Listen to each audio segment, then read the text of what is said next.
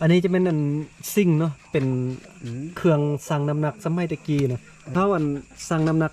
สูงสุดได้จากโลตัวนี้นะ50กิโลโอ้สบายดีเฮ็ดหยังกินเนาะปลาโทปิงปลาเนาะมื้อนี้นะ ปิงปลาแห้งเด้โอ้นั่นมกยังเนี่ยมกไม่เท่ากันเด้หมกให้ต่อมาม กซีนน่ะมกไม่ยังเนี่ย ปลากัน มกปลาโอ้ได้ปลาหลายเนาะ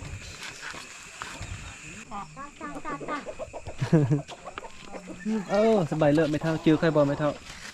อย่างจื้อโอ้ข้าจื้อที่ จือโอ จื้อนึกว่าบ่จื้อ มืดแบบเทะล่ะหรืออันนี้มืดแบบเทะนะ นี่เป็นบรรยากาศตอนแรงโอ้อันนี้จะไม่เท่าอยู่นี่เนาะแม่นเนาะ แม่นโอ โอ้เฮ็ดหยังกินนี่ขอเบิ่งได้บ่มักทั่วขอเบิ่งหน่อยหนึงได้บ่ ได้ เบิ่งเด้ออนุญาตเบิ่งเด้อโอ้เป็นตาแซ่บเนาะอาหารตอนแรงนี่เป็นตาแซ่บแท้กินน้ำได้บ่มื้อนี้นะ กินน้ำไม่เท่าได้บ่ ได้ อ๋อหมายยอกเล่นได้เนาะแต่ว่าถ้าให้กินแท้ก็จะกินอยู่อันนี้ก็เป็น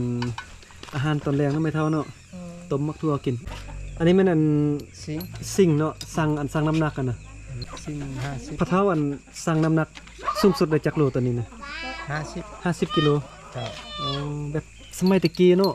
อันนี้จะเป็นอันซิ่งเนาะเป็นเครื่องสั่งน้ำหนักสมัยตะกี้นะโอ้ เดี๋ยวนี้ 20ปี30ปีก่อนยังเฮ็ดอยู่ได้นี่ นะ แต่ว่าเดี๋ยวนี้บ่เฮ็ดแล้วเนาะโอ้พระเท่ารักษาไว้เด้อพระเท่านะอนุรักษ์ไว้ได้นี่เด้อ ตัวนี้เฮาก็ใช้สมือนี่แหละ อย่างใส่ซุมือติเนาะใส่ยากบ่นี่บ่ยากเด้ใส่งานมันนี่ บ่ยาก บ่ได้เห็นดุนแล้วเนาะเบาลังบ่ได้เห็นประมาณได้10ปลายปีโอ้20ปีละเห็นแต่สมัยตอนยังน้อยอันนี้จะแม่นมีสิ่งนะไปสั่งน้ำหนักนะแบบสมัยตะกี้นะแต่ว่าพระเท่ายังมีอยู่เนาะ ทดลองสั่งเพิ่งขาย พระเท่าค่ายบ่นี่บ่ค่าย ขายแล้วของแท้ได้ เรียกได้ตัวนี้นะพระเท่าบ่ค่ายติ บ่ขาย กันค่ายแล้วบอกนะค่อยซื้อ รักษาไว้ มักทั่วแม่เท่าเราต้มให้กินลองชิมมากัน ปลาทหอนมือเลย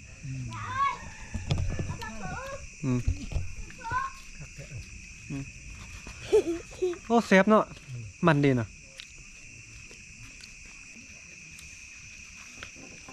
นั้นเด็กน้อยพากันนั่งลิ้นบักหลายๆ